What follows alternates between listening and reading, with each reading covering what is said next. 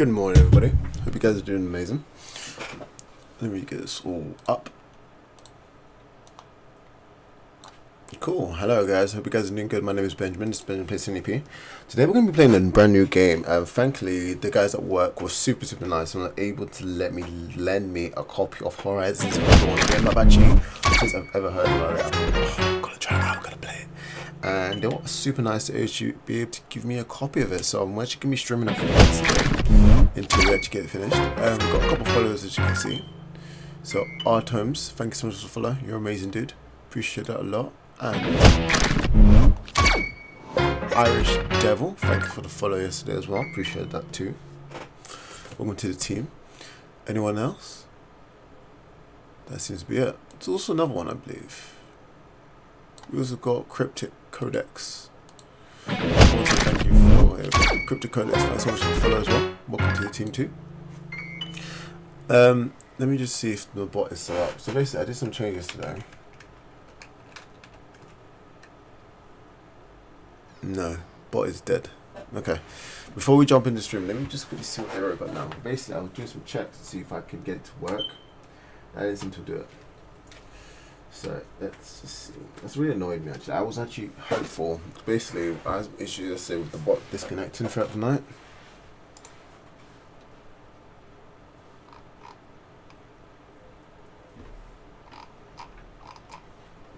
Oh, it seems to still been on though. I did get messages.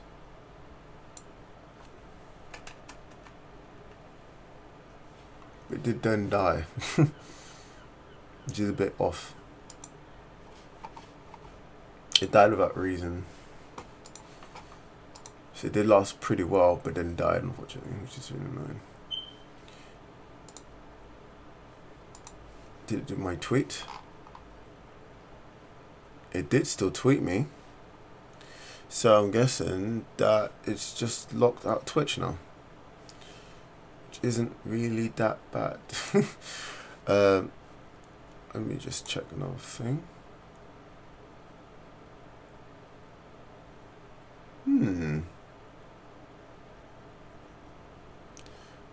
It's almost like it just died too.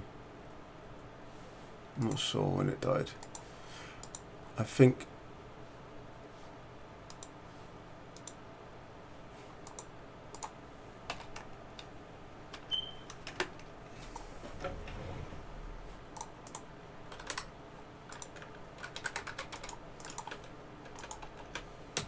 but it's definitely down though. Let's quickly restart him. I definitely need to do more tests with that bot because he's not been functioning very well. Basically, he's had issues with him just randomly disconnecting when he shouldn't be disconnecting. So I did put some checks in there to prevent that from last night. I'm just not aware if it's working or not. It did seem like it fixed the issue with the Twitter one, which is good, which means the tweets and stuff are still going out. Not for me, unfortunately, but for everybody else, which is still pretty handy. But just the fact that it did still die, it's still a bit questionable. So let's see if I can just really quickly turn it on to back off again. Ooh, what's this that you guys posted on Discord? That weather warning? That's not good.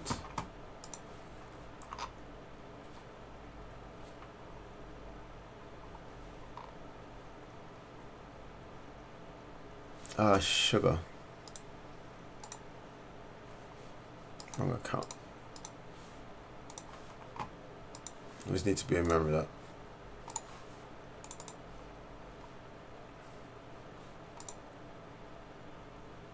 Oh shit, that's actually not even my chat.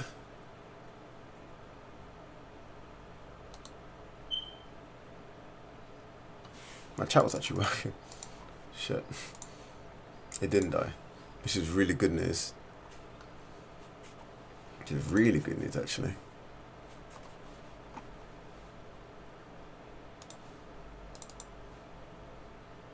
Because I genuinely believed it died again. It didn't die. It was on fire for the last 6 hours. That makes me very happy to know.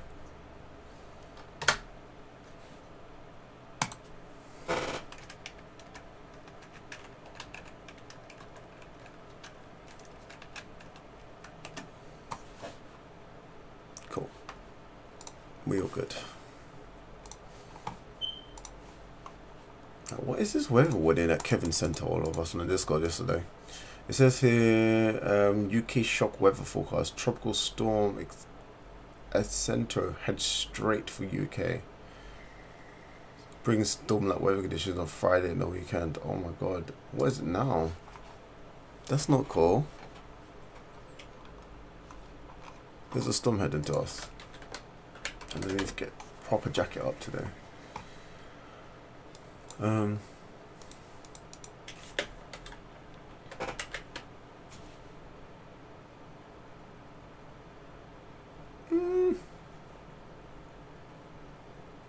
Doesn't seem too bad today. No, it doesn't seem too bad. I expected it to be pretty bad. That's not bad. Okay, anyway. I don't have much time. And I really do want to play this game. So let's do this.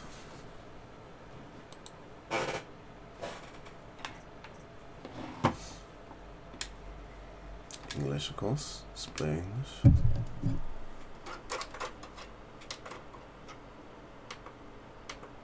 No, but this is the first time I've seen any content game. I just deliberately didn't watch any gameplay or let's play for this game. Deliberately.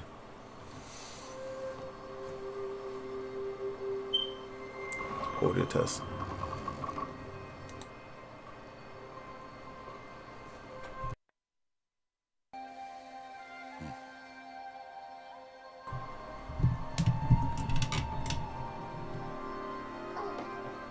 What's that now? Don't like the cold? Can't stand today. We have a ritual to perform, you and I. A ritual? They really look cool though. Here. Wear this. It belonged to my daughter. Good.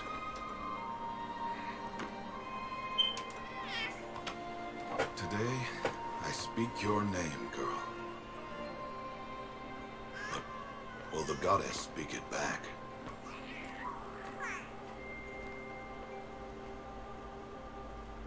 That baby carrot is kind of cool. It doesn't look like a normal one.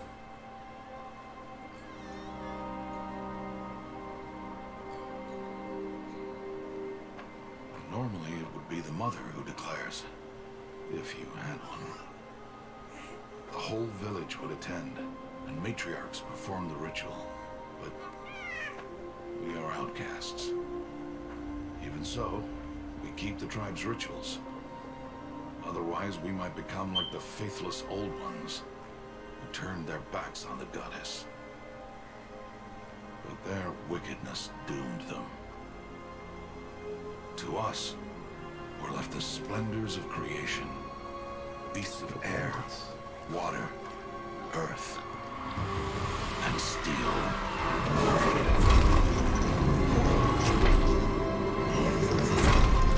I forgot.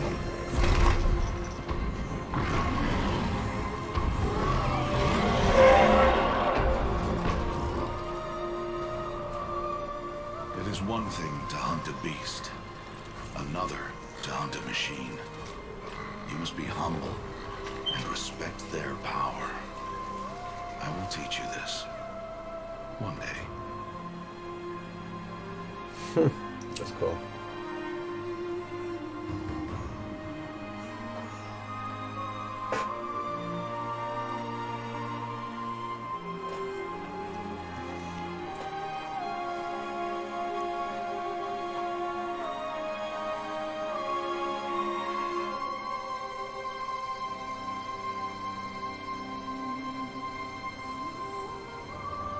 High Matriarch Tirsa. What is she doing here? Does she mean to forbid the ritual?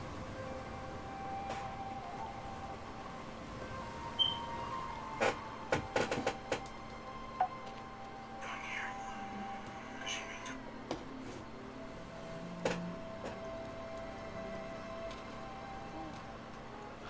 No, off your knees. It's nearly time. And yes, you may speak to me. You came to bless the naming. Have not 6 months gone by since we entrusted her to you? But We are outcasts. You by choice, and she, well... I am a High Matriarch, Rost. I bless whom I choose. Then you honor us. Yes, yes, now go, and be ready to declare. Go! It's nice of her. Very nice of her. Oh, Mother, this child needs a name by which to know her. That your love may warm her life as the rising sun warms all the earth. Speak her name! Aloy!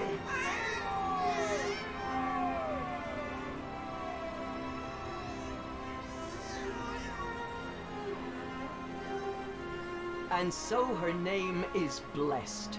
Aloy. Stop this at once! What have you done? I've blessed the naming of a child. Stubborn woman, you call that curse a child? What did she tell you about his birth, outcast? Answer! I've done only what you asked. To raise it, yes. We said nothing of love. Enough. And you, blessing its name like it was one I of know the my law duty to of the them. tribe, And to you. without consultation. I'm here. And wherever you go, I will follow.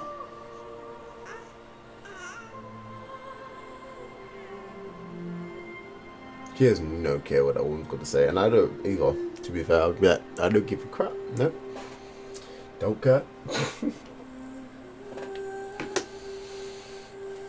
Horizon. Was it Eloy? That's so cool, and that's how they did the thing. Very cool. That was just the intro to the game. Okay, wasn't expecting that. I can't change it because I'm like, yeah, I'm not compatible with my console. It's okay. Oh wow, ultra hard, Jesus. She's doing all of this. Oh, look at her now, 6 years later.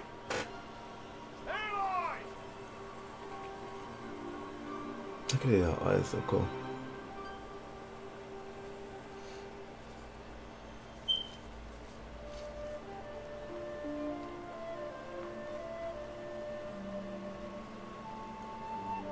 Oh, that's a lot of berries. You're quite the gatherer, aren't you, little Lost? Now go and see if you can find some more. Hmm?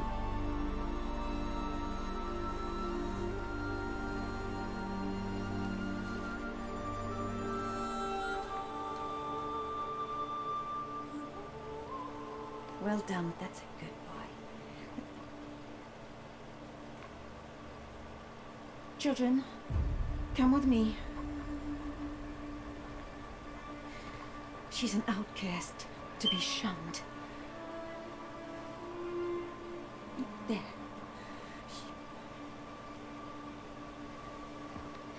Oh, come on. There.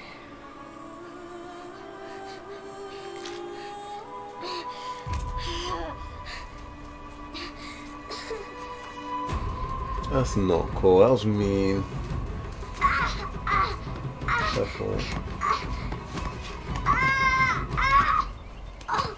That's in game mode. That's cool.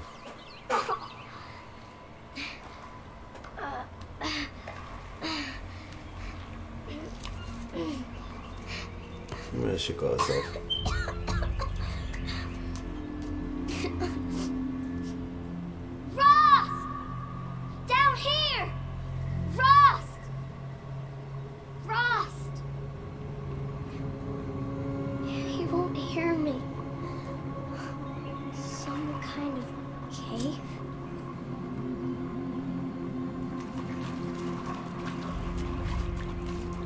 Give him to go into the cave. Okay. Great.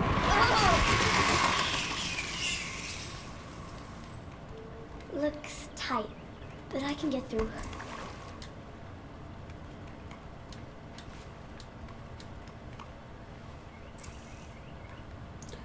So, do you ever join voice on the Team Leader Discord? Yeah, all the time, Fenry. All the time. I can join it now if you want me to. But I'll have to do it from mobile because I'm not in PC mode. Yeah, all the time. Literally, I was in it yesterday with Kevin for like 2 hours. Team unit, Discord. I'll go in general. We'll go in non-PG. I'm not really in the mood for PG right now. I lean Dave anyway. Hey, dude. Wait. Oh, made it up. There we go. Hi, dude. Hey, man. How's it going? I'm doing pretty good, dude. I'm just trying out this game for the first time. Like, I deliberately didn't watch any Let's Plays or anything for this game. Oh, for New Horizon? Yeah, Horizon. Zero Dawn? Yeah. I have played it.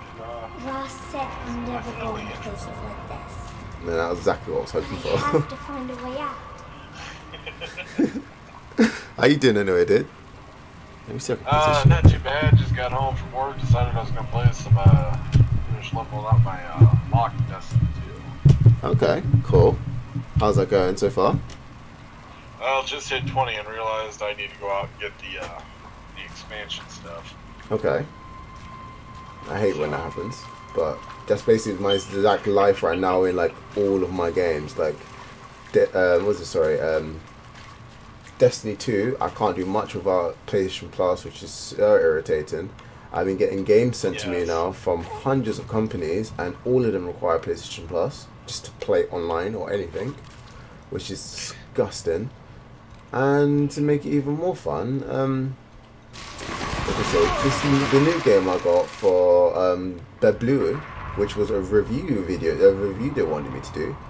I can't do anything apart from story mode. There's something about So there's that. And then when it comes to PC, this is just me getting started, dude. When it comes to PC, Guild Wars is basically finished without DLCs now. And I haven't even finished the DLCs yet. It's just like What's that? my life right now. A dead person. See, I've got a hard time playing Guild Wars 2. It's hard, dude. It's not. I wouldn't say it's actually hard. It's a grind. There's something Yeah, it's just shiny there. that way back in the day, I beta tested the classic WoW, Okay. and then I beta tested Burning Crusade, Wrath of the Lich King, and then they did when Cataclysm came out. I didn't get a beta invite for that, and I was like, well, that's kind of strange. And then I've come to find out, absolutely hate the game after Cataclysm, and then I tried going back, and I'm just like, man, this game is just so dumbed down anymore that it's no fun. Yeah. And that's one of the reasons. Actually, I wouldn't say that's the exact reason, but that's something I thought about when I went to look at playing World of Warcraft. As new as the new expansions and stuff are, I'm not sure if I could invest the same time and enjoy it as much as I would hoped. Now. Oh, definitely. I'm kind of in that same mode. Because I really badly want to get this expansion. Like, it's definitely something I've looked into, but it's like, when am I actually gonna have the time? Like, I wouldn't even be able to play Guild Wars right now. This is cool. See, I've always been like, when I first started, I was just in it to play because it was fun. And then, I hit level 60, or level 60. Maybe this original, device I found can and help. started raiding, and I went, I see, this is what I like. How do And I then get it open? I just raided all the time. And then when Wrath of the Lich King came out, I had so much fun raiding, and then they made a whole bunch of changes to how the raiding system works. All that stuff, and I just kind of looked at it and went, oh, I see what happened. Enough people bitched about they didn't have enough time to be, in raids all the time. They didn't have, the time to put into it. So instead of, making it so that they, they can do their own thing, instead they turned around and dumped down everything To make a collaborative thing.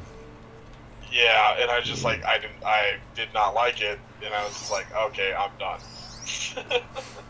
I know exactly what you mean, though. The same thing basically happened with Guild Wars, because let's just say there was a bit of an exploit in Guild Wars for quite some time, and we definitely took full advantage of this. Basically, in Guild Wars, you've played Guild Wars, haven't you? Guild Wars 2. Yeah, no, I own it. I Oh, have cool. a max level. God, what the hell are they called? The little midget people. Oh, okay. Engineer. Okay, cool. Good I class. can't remember what they're called. I can't even know where they're going. They reminded me of Stitch from Lilo and Stitch. I was Yes. like, love it, gonna play it. But yeah, I was saying, with Guild Wars, they have a game mode called World vs. World, which I'm guessing you definitely are aware of. Oh, I loved World vs. World when they first came out. Flipping loved it. But basically, yep. that used to be able to give you XP in the game, in main game. And if you bought any of the DLCs, you had early access to World vs. World from level 1. We used to use it to pump characters. Oh man. Do you know what I mean? Like, we pumped so many damn characters, dude, because we just kept at it for days and days and weeks and weeks and weeks till we had like a full account of max levels. And then they checked our accounts to see if we actually had any story, and they said they sent us an email saying because you guys have not done any story and World vs. World has been patched, and it wouldn't be fair to new players because you've done no story. We can let you keep your World vs. World experience. He will give you all these like in-game buffs and stuff, like a little bit of sort of luck and money and blah blah blah blah. But we're gonna put your account back to level 1. It's got a device.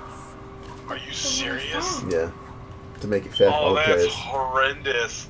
And we had counts, dude. We had bought 2 accounts full of like max level characters that we were just grinding for items and stuff. Oh man. This way. It's the best I can do. I'd be so mad. I was like, oh, I saw it coming, but I was like, oh, Daddy sure does love his little big cool. And then now trying to grind it like a normal person with crappy weapons and crappy armor. It's just like, I still love World vs. World, love it to bits, but I love the concept behind it when we first started playing. I was just like, this, alright, I like this. Well, then I'm also really big into EVE Online. Love the game. And I think the major reason why I do enjoy it so much is, you know, I love PvP in, you know, PvP, like doing Warzone Gulch and World of Warcraft, stuff like that, World vs. World and Guild Wars 2. yeah, But the one thing I always had a problem with when it came to it was if you lost or you died, yeah. you didn't lose anything. The thing is, I there like was that. no learning curve. It was just Yeah. keep throwing yourself at it until you won. Basically, until you understand. Yeah, basically, they kind of made it as a time to get to know your character type of system. Yeah, Yeah, and then time to learn when I how to started playing World of survive, Warcraft, EVE Online, I found out that if it's all about PvP, but the downside here is that if you lose You lose your you shit. lose hard. Yeah. What happened? So it really made you stop and go, is this really worth doing? Or, okay, I need to learn this game so I don't lose. Honestly, I know exactly what you mean, because like, you know, the new Escape of Tarkov, I've now got to the point in it where, because that same situation where usually when I play any games, Battlefield or any COD or whatever shooter I play, because I play fuck ton of shooters, it's always a situation that, okay, once I die, I don't lose my gear. But with Escape of Tarkov, you lose all your gear. Your gear stays with your body, and I hate it. I'm not used to that. Like, I'm used to, okay, everyone's been strategic in the situation. If I'm soloing, I'm gonna run and gun. Do you know what I mean? And I'm gonna go for headshots the entire time, but I'm not gonna make the entire way out of this. Do you know what I mean? But oh no, I totally agree with that, because I mean, if you're playing with multiple people, yeah, you can take the time to be strategic because you have that opportunity. But if you're by yourself and you're doing all solo, no, your best bet is just to stay on the move and spray and hope to God you win. Did you find it down there?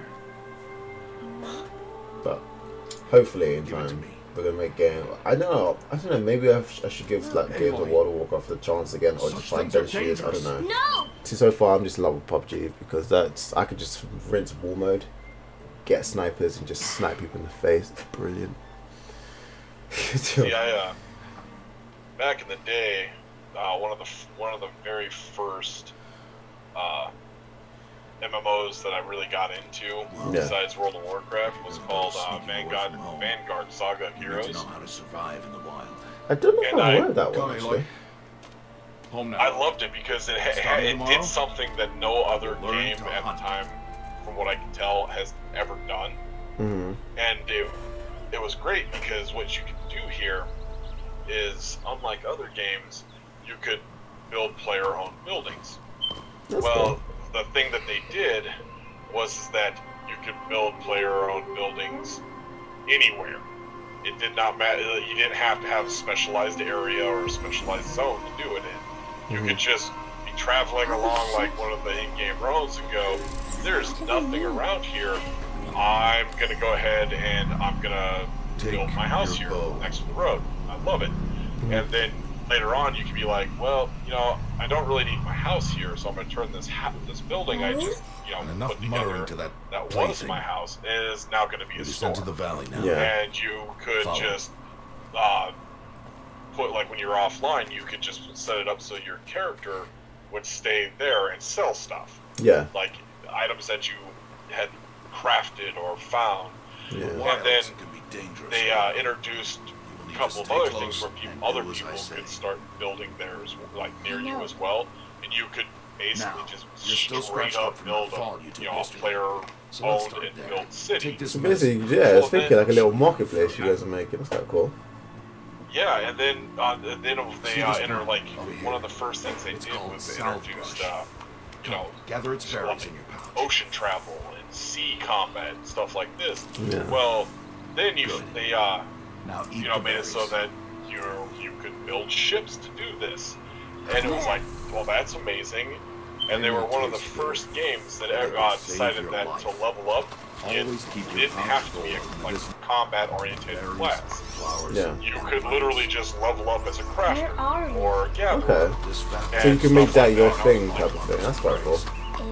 Yeah, and if that was what you wanted to do, you never once had to join or put on the stuff that you needed to go out and, you know, do things like, you know, kill stuff. You could just walk around and, you know, just gather up the equipment needed and stuff like that. Yeah, I wouldn't be surprised if the people just want to play that. So it's quite cool to give that ability to just become a trader and just be a trader. That's quite so like you could be like a max level trader, but like a level 5 like warrior or whatever. That's pretty neat. Yeah, it was, and I love that aspect to it. And then it, because it didn't pick up a huge following, it ended up shutting down. That's unfortunate. Well, then I found what is ArcAge, which is a free-to-play game, but you could also pay to get basically extra kind of stuff out of it. But then I found out that, you know, they only have, you know, player-owned houses in certain areas, and land was, you know, basically hounded by lots of players with fast connections, and, you know, they would set up macros to drop down, you know, building blueprints and stuff like that, and just basically hog all the land. And they introduced a whole bunch of really kind of cool stuff in it. Like, one of the things that they did do, which I thought was kind of cool, is that if you committed a quote-unquote crime, okay. Alright, like let's say you attacked someone of a member of your own faction for no reason and killed them, somebody can come along and report the crime because it leaves little bloodstains. Yeah, that's what I'm saying. Well, if you get enough of these you know, criminal points, and then someone manages to, in a PvP situation, kill you, when you when you respawn in jail, awaiting trial. Oh, and nice. Then there's, yeah. So then there is basically a tribunal of 5 players that sit to determine whether you're guilty. And then there's like a jury system where other players can put their vote in. And if enough people vote guilty, it literally puts you in jail, depending on how bad your crime is, for up to like 2 hours. But once you're in their prison, it has a thing where if you're sneaky enough or you're smart enough, you can find keys and stuff like that, so you can commit a But why jailbreak. is he up there? Well, the downside to committing a jailbreak is that as long as you have the buff that says that you're a criminal, you can't do anything. Like, you can't attack people, you can't attack monsters, nothing. Well, and then on top of that, you can't, like, summon any of your player-owned vehicles, like your boats or anything like that. Yeah. But other people can come and break you out of jail as well. Come now. Beautiful, beautiful, beautiful. That just reminded me of something I just wanted to mention. Have you ever played Arma before? Which one? Arma 3. Arma? I own it, but I've never gotten too far in it. What do you mean by that? As in, how many hours would you say you've played so far? These are called I did on the probably online somewhere bits. around like six hours maybe. Oh my god, dude, really? Yeah. 6? I think a lot of my problem with it was that Why'd you chase them off? nobody I know, like friend-wise and stuff like that, owns it. Understandable. So it's literally just me doing it by myself, so Don't worry. I haven't spent a whole lot of time on it. Yeah. You'll see. Dude, I have around, I think from last time I remember, I have around 300 hours into it. Now, I want you to find some rocks that I'm pretty sure it's more than that actually. I'm pretty sure I'm wrong. Do as I say, Aloy, and gather the rocks. I will show you how You to use definitely got to do some Those will Arma do. 3 roleplay with me. Follow. It's so fucking funny. Dude, I've done situations with this little group. Basically, you go around, you talk to random people, and you know you do in RP servers. You like do make things like make drugs, or you make minerals, or just buy and sell weapons to black market dealer, and just things like that. And you have to basically get away from the police. We got arrested once, 3 out of 6 of us. wasting time. So the 3, I didn't get arrested, my friends did. Alright. Yeah. It's time to And when they processed and booked them in and stuff, we then spent a situation of getting them out of draw jail them into traps. for about 3 hours Like that watcher over there. of us literally Wow. breaking into the Warn them prison early and with send real them player out before they get guards. in range. They geared up there, everything, we were geared up. We swarmed the entire Unless they are police first building, silenced. locked Now them you stay here inside, on the ridge. had On my hostages signal, that we just throw picked up rocks from the and draw the street. watcher over to That me. so we're gonna use it as a Wait for my trade and also, oh dude, it was insane. It was so intense. Oh man, that sounds like a lot of fun, It was actually. so fun, dude. Honestly, I think you would absolutely love it. See, a lot of the reason why I ended up getting Arma to begin with, in the beginning, was I watched a lot of the Soviet Womble stuff while they're playing Arma, and I was like, man, that game looks like just get enough people, have a squad. It looks like it's just gonna be open world I've fun. always had a dream, dude, to host my own Arma 3 RP server. There. Oh, nice. Come, girl, it's That'd safe be now. so sick. But I don't know enough Arma 3 players to do that. That's my problem. And Arma 3 players I know, they're all members of my old server. So it's not really the same, you know what I mean? Yeah, that's fair. Because I did kind of leave that server one day because I was Harvest I the kills became so I can teach good you how to and make became a arrows. cop, and then let's just say Good. there was See, a you've bit already of gathered internal stocks of police wood. disputes Use against the stocks myself as arrow traps. because people Metal thought I was shards for becoming a arrow bit of a guns. bad cop, and yeah, became a person again, became a normal person again. I can't remember what I did last time. I was actually a pretty good cop, apart from the fact that I would occasionally take bribes from people off stream. You know, normal cop stuff, right? Ain't nothing wrong with taking bribes here and there. Yeah. ain't hurt nobody. Exactly. But yeah, it's so You'll fun, never dude. run It's out of like arrows such a if good you know game. how to craft what you need. Honestly, Like, what was it love for a while there? I downloaded, Let's what put was those it? arrows to use. What is it? Follow. 5M project for Grand Theft Auto 5. Okay. And was wow, they basically just kind of messing around on a couple of the RP servers there, and at one point, apparently, I was recruited in to be a drug mule. Oh my god, how does one do It's that? time to make your first kill. How do you just I'm just get like, recruited? All right. One of the weaker machines. Wow, that's Even a nuts as weak hell. machine can kill 100.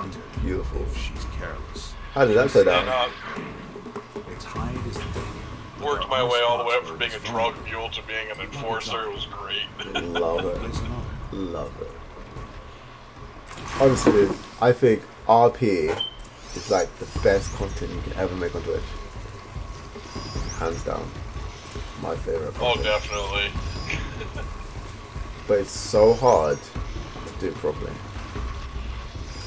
Well, it's. I mean, there are times where, you know, it's just hard to stay in It's still on its character. back. Is that a weakness? Yes. How did you Give me a guess second, that? my dude. The device. Can I kill this thing? That plaything? Stop playing games. Now, take down that strider. Target the eye or the canister. And if it charges, be ready to roll out of the way. Again! Again! I just killed one. Took 3 hits. Jesus. How big is this thing? Yeah, dude, I really get PlayStation Network, man. You did The well amount of today. complaint I get from my But you viewers have every much to morning is learn. like, "Ben, no Tomorrow, one did Destiny we with train you. again." You're not PlayStation What was that? now. That This boy. isn't cool." The one running the brave trails. Follow Aloy, quick! Honestly, everywhere. They're like, "Ben, so when are you gonna get..." I don't know if you've seen the Discord. Literally, the Discord's full of, "Ben, so when are you getting PlayStation now?" Have you seen it? The entire Discord's full of it. What? When are you gonna let us play with you there, I man? know. I don't want to play games with you. Couldn't play Fortnite, no. I actually uninstalled it yesterday. Not gonna lie. Like, I really wanted to give it another chance, but I don't think I have the time to sit down and try and enjoy it. I just dislike that game. I dislike it with pride. I'm not even drinking as well. It's just, I despise that game. Yeah, geez, my weight is getting worse now. I despise it. That's pretty bad. Oh, he's gonna die. Don't get eaten by machines. Don't die. I can do nothing. It's only a matter of time before the machines find that boy and kick him to death. Oh, they won't kill him. They will just kick him to death. It'll cause a stampede and it'll trample him. Oh, it's so cool. I can see them moving patterns. But I can see the paths they take. Stop telling stories. So telling stories. That machine's amazing. I'm not. I can sneak through. You will not. Ah, I see. There we go. Why don't you just let him? Aloy! Now she ain't got a bow, you smart ass.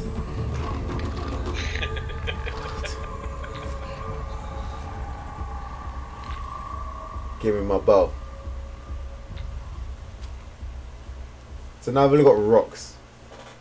This is gonna be interesting. The Dayanchi is tiny as anything. Exactly, I was thinking this should be high, like bushes. This girl is so tiny.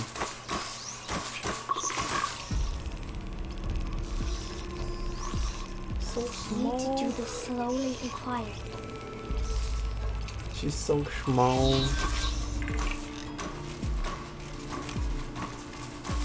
Oh, that's so cool. So it says the exact marching position. That's really cool.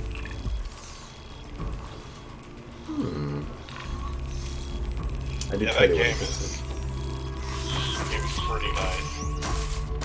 I'm so lucky though. That's the thing. I didn't actually pay for it. Work literally just said like, "Ben, you want to play?" And I was like, "Oh yeah." Dude, my job was the kindest bunch of people I've ever met in my entire life. I'm borrowing so much from work right now, honestly.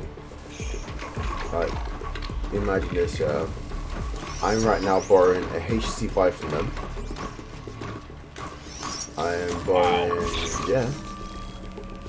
I am also borrowing a 980 Ti from them. I was gonna try upgrade it yesterday to a 1080, but I thought that'd be pushing it. Just a little bit, probably. I was literally at work, I was like, literally was at work, was having this debate, and I was like, with one of my colleagues, just like, oh, so this build machine has a really bad processor. Sorry, has a really bad processor, but it's doing its job. But it's got a really beefy i7, so 1080 in it, GTX 1080. But the processors were doing it. It's not really gonna need the 1080. I was like, maybe I could just swap that out with the 980 Ti that borrowed. And he was like, wait, what? Yeah, he was like, wait, what? You can't borrow stuff from work. I was like, dude, I'm borrowing 2 things from work already. They don't mind from me. I'm a nice guy. They know I look after their stuff. I might just ask them in the morning. It's like, it'd be a darn shame if something happened to some of this. I just fucked up. I fucked up. This thing just kicked me in the face. Yeah, they do that. That wasn't fun. Poor little girl. But this is kind of what that I get from my dad and take away with my bow. So I can sneak past. It's the dad's fault. It's the dad's fault. It is though. It's his fault he died. I can't let them see me.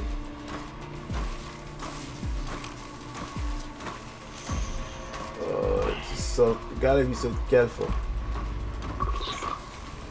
Arctic Voice, thanks so much for the host this morning. I appreciate it a lot, my dude. Welcome. Got to be careful. Oh, there it is. He's next to a ball. How's the ball not even charging him? If I was a ball, would have charged him. I did. Hey! What? How is this?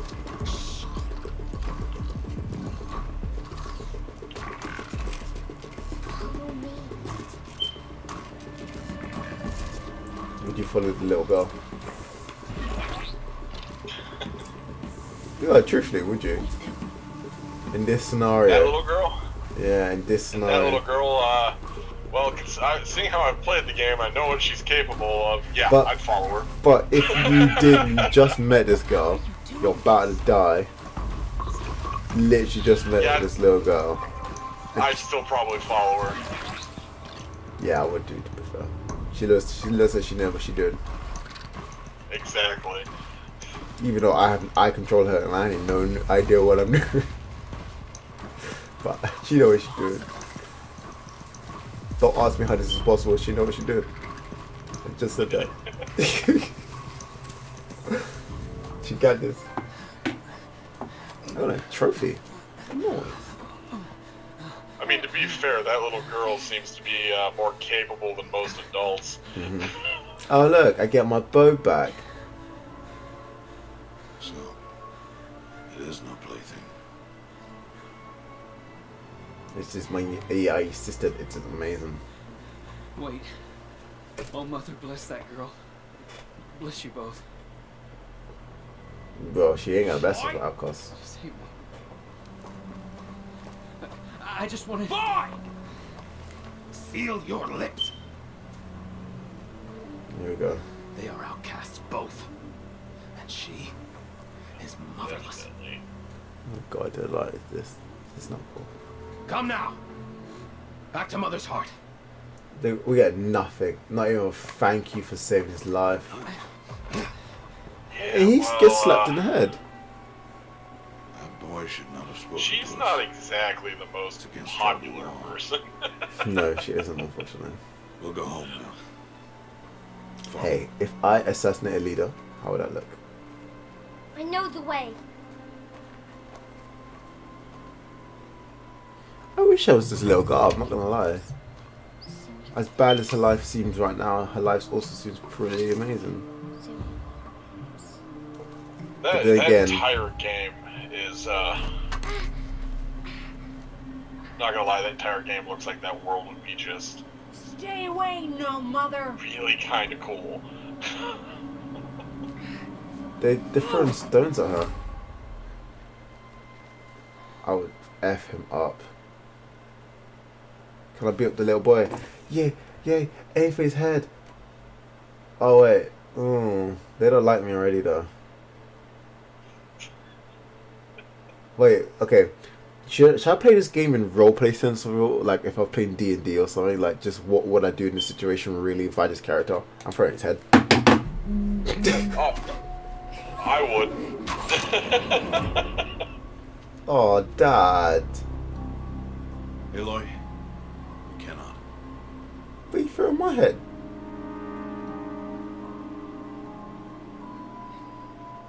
I'm bleeding still. Like it's dripping down my head. Ouch, that looks nasty. Let me have a look. Here, hold still. I'll get it. What? Yeah, they're kind of assholes. Mm-hmm. Why am I an outcast? Aloy, this is not the time. Who was my mother? Aloy. Yeah, I'm trying to. Oh, look, I'm at that point where I'm starting to try and talk my some of my friends who play Pathfinder and stuff like that with me. Okay. They know. Trying to do like a It's not so simple. through Discord But on they Steam know. type of stream. Aloy, Yeah.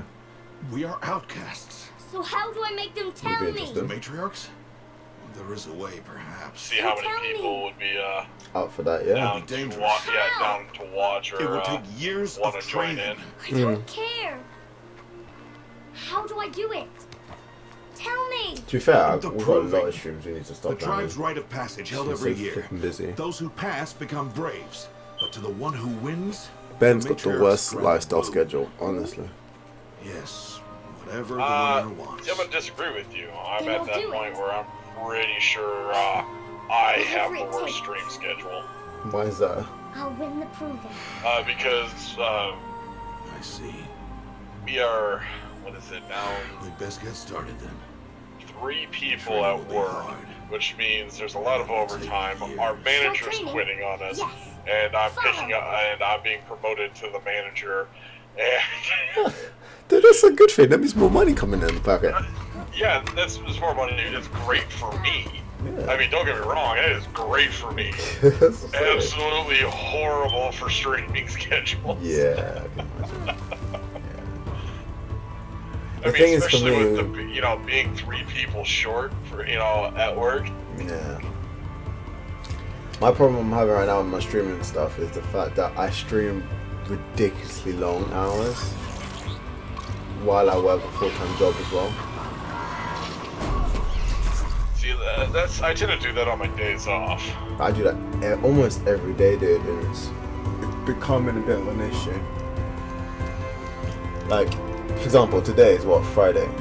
I might end up streaming later on. I'm not even sure because I'm basically us game devs. We've got every month we have what's called gamer industry drinks, where basically all game developers, everyone who makes games, artists, like anyone who has influence in games, basically meet up every month and just get pissed. It's great. And that's tonight. And I'm just like, okay. I made a plan. I was like, okay, I'm only gonna have 2 beers. That's it. I'm gonna go there, say hi to everybody, see if we can break any of their NDAs, see what I'm saying, and then come back and then try and stream. That's my goal. Try and stream. God, she looks so much different when she's older. Jesus. Yeah, I'm still attempting to develop the one game I want. My biggest problem here Go. to be able to actually do it Go on. is trying to get them to let me use the material. What do you mean, like their assets? Yeah, basically, because what I'm trying to do is I'm trying to build a basically from the ground up a game that uses a skill-based progression, kind of like how Eve does. Mm-hmm. With like basically using a no loading screen type of system for Rost?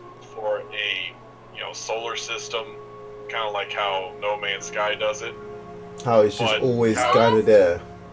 Rost? Yeah, everything just it knows what it's supposed to, so they're 2 days before where it's proving supposed to it do, goes what off it's without supposed me? to show, stuff like that, so there's no load times when you're switching from space to planet. Yeah. But I'm trying to get it done inside of the BattleTech universe. Okay. And the problem here is that a lot of the assets and resources that I would need to have access or need to use to be able to do it, yeah, are owned by just so many different corporations. Yeah. And stupid things like that trying to get it is almost impossible, it seems. Yeah, I can imagine that.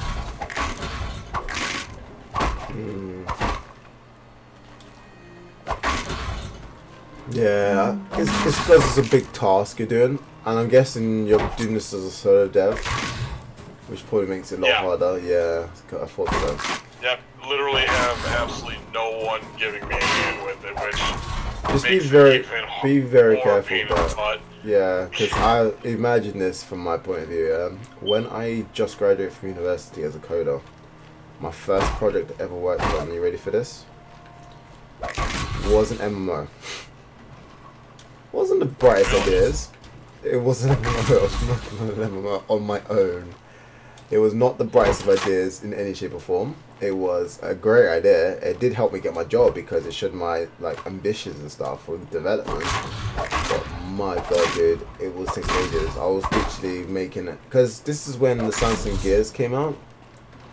The Gear VR, and me being the VR developer, I really wanted to make something because at that time there was no MMOs. I don't think there still is any MMOs on the Samsung Gear.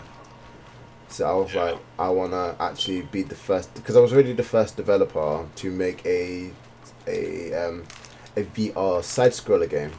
I was the very first developer. I didn't get recognition for it, but by developers from that we all know, they all saw my game first and like, oh, that's a really damn good idea. Like actual game developers came to our booth when I was in university when I was making it, because basically what I wanted to do was make a side-scroller game that was entirely in VR, and we spent time and made it. So basically the entire game assets, all of it is 2D images and sprites, so basically what you'd expect from a 2D side-scroller, but all playable in VR. Like the game didn't work unless it was VR. It was amazing. Like imagine your main character was 2D and it just worked. It was such a good game. I think it's like on HIO, I'm not exactly sure, but well, yeah. When I was in school for it, the game I'm trying to create and trying to get, all of the rights to be able to use. I don't even want to own the assets. I just want them to be like, yeah, you can go ahead and use this. I've been thinking about your training. And you learned to hunt. I used it as my final project in my senior year, and the guy, our professor, of course, or I'll our always teacher, learn what you have to teach. used to work for was it? It affords an opportunity what was it called? Microsoft Studios before it became 363. Okay. Yeah. And he worked I didn't know it at the time when I made my project. Came up with the idea and started making it. That he worked on one of by far one of my favorite original Xbox games. Which game? And I used to play Mecha Assault 2 Lone Wolf, the multiplayer on that. Yeah. Just all the time. I think I sank way too much time into that game. But yeah, he was one of the developers on it, and I didn't know that. So when I took my game idea, made a working demo basically of it, and turned it in for my final project. He called me and was like, "Hey, you want to come in and talk with me about your project?" And my first thought was, "Oh God, what did I do wrong? What did I mess up? Yeah. And so I get there, and he's like, I just want to start off with, I absolutely love your project. And I'm just like, glad he does. I mean, well, that's awesome. And no other trader will sell to what's this stuff? So, why are we having this talk? And he goes, are you like, have you been a big fan of BattleTech? And I was like, man, I've been playing BattleTech since I was like 6. And he's like, really? And I'm like, yeah. And he's like, all right. And I was like, in fact, when it comes to the video game, generation, and era, one of my favorite games was on the original Xbox, and it was,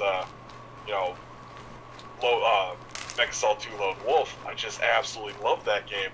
And he kind of laughed, and I just kind of looked at him. He's like, yeah, well, I'm one of the people who was a developer on that. And I was like, really? And he's like, yeah. And I was like, well, I kind of, I took a lot of my inspiration for this game from that game. I was like, where could this game go with, today's tech? And then on top of that, where things are going and, the types of games that people want to play. Yeah. And first thing I instantly thought of is open world MMO sandbox RPG type thing, and I figured that would probably be one of would sell well. He looked at me and goes, I love the ambition. It's a great project. I hope you keep at it. I wish you luck in getting the rights to be able to use any of this. And I went, yeah. I'm kind of between a rock and a hard spot there. Yeah, I can imagine. Especially because at the time when I graduated, Microsoft owned, the rights to all of that, and all of those assets and everything. And I went, man, Microsoft ain't gonna give me crap or let anybody use it. No, definitely not, especially Microsoft. The company that's already trying to hold all its rights from Sony anyway, so it's like, ugh. Oh god. And it's like, I guess I don't get it, because I mean, like, the whole aspect behind this is that, it's a computer game, and what's, what operating system is, required on like 90% of computers and for 90% of the programs? Windows. So it's not like they weren't gonna, like it was gonna be a big deal for them or anything. No. Oh, it's unfortunate. But yeah, but so I kept developing it and working on it, and then what was it, last year I got like what has to be probably the best possible news that I could ever get for it. Go on. FASA, the original developers of BattleTech, got the rights back. Oh, and they now own all the assets again. And I just went, oh, there's no way they're going to be like, nah, you can't use this. And then, what was it, earlier this year, they made the XCOM-esque version of BattleTech, and I just went, man, if I could just get them to okay exactly me, and like going into signed NDA saying that, yep, it's fine, don't worry about that, we can like use all the assets. That would be bloody amazing, dude. What did they say? Then, I'm curious. Well, so far, I recently, once BattleTech came out, I went, okay, so clearly they're okay with people doing it. And then I was like, I stopped for a second and was like, well, first off, I guess I should probably find out, is it a big name, developer that got it? Because if it is, that means they probably put a lot of money to get the rights to the assets. And then when they're like, I found out that the entire thing was done on a Kickstarter for funding, and it was a little almost no-name developer. I went, okay, so they okayed Harebrained Schemes to do this.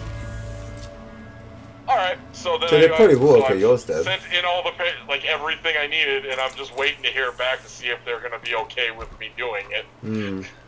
I'm pretty sure they're gonna want a certain cut though. Like, I know these companies are like, to be fair, I don't blame them. I can only imagine. And you know what?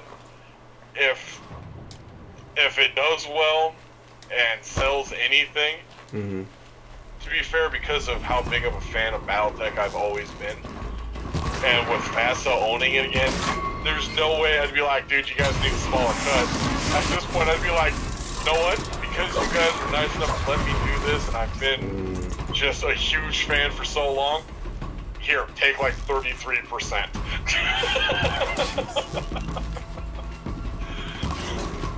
Just because you let me make this thing that I've wanted, my dream to be a reality. Dude, I need to play this. Dude, I need to try this game, dude. I need to find a way so I can try it. I would love to review it if you did. If you want me to review it. Wait, are you even allowed to, like, is it NDA early, or? Well, right now I'm using, like, the assets I'm using, I'm trying to use, I'm hoping to get the okay to use the Frostbite engine. Oh, dude, that's good luck with that, dude. Yeah, and I'm like looking at all like the different like graphics and physics engines. I'm like, okay, so Frostbite would be great. Yeah. The thing is, from what I'm aware, for engine-wise, Crytek, Frostbite, and Unreal are the best visual engines if you don't have a solid coder. Solid artist. Yeah. If you got a decent artist and you want to do more, I just died. Wow, I was kicked. If you want to do more coder based, you're best going on Unity. That's what we use at work. But Unity is my absolute favorite engine because it's more catered to the developers than it is to the artists. Like Unreal is a very artist based engine where basically if you got the right building blocks, the artist can make the game on his own, which we hate. See, I want something that's going to be, you know, I want it like something that's going to be real good physics-wise. Yeah. The thing is, you can always make but then because you are working on your own, that is a good point. But the thing is, Unity have built-in physics already. That's the thing. Do you know what I mean? Like, is it really good? Like, is the physics aspect of it actually really good? Good. Like, imagine this. I don't know. We do multiplayer stuff at work. I am a network gameplay coder. So all we do is network physics and stuff, and synchronization and blah blah blah. It is good enough that we've never swapped Unity. I should find a herd. If that says enough. Okay. Like Unity is our core engine. My big thing here is that I've been trying, you know, this entire, like, with everything I've been doing with it, I'm trying to do the most justice, you know, to the game or to the content as possible, like the original stuff, like the mechs, the tanks, the aerospace, all that stuff, because, you know, I want it to be like, you know, the board, like kind of how the board game portrays it, where everything is real gritty, dark. You know, you go into it when your stuff's damaged. You know, basically you want to basically do you want to do the original game justice, basically, in your title. Yeah. Yeah, I understand that. So. You know what?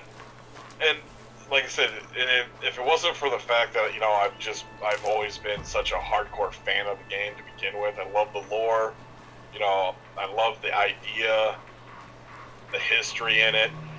You know, I want to make sure that the game is with that. Yeah, it portrays exactly your dream, basically. That makes complete sense. Yeah, I mean, like I said, I know it's doing it on my own. And I'm at that point where it's like, you know, I'm almost sure that this is just a pipe dream. It's, you know, I want it to work so badly, but trying to get it done all on my own is gonna be hard, if not impossible. Dude, honestly though, I thought the same thing when I've made my first couple games. Dude, it's still doable though. As impossible as it seems and looks, it's still very doable. Just very difficult. Yeah, hands down, definitely do it. Honestly, I tried to solo develop on MMO, dude. Honestly, I'm not lying to you. It was a dumb idea, but I mean, to give you kind of an idea of how I've got it set up so far, is that nobody in the game, when they first start, you know, Okay, so the thing about Battletech is it's always been about the mechs. Alright?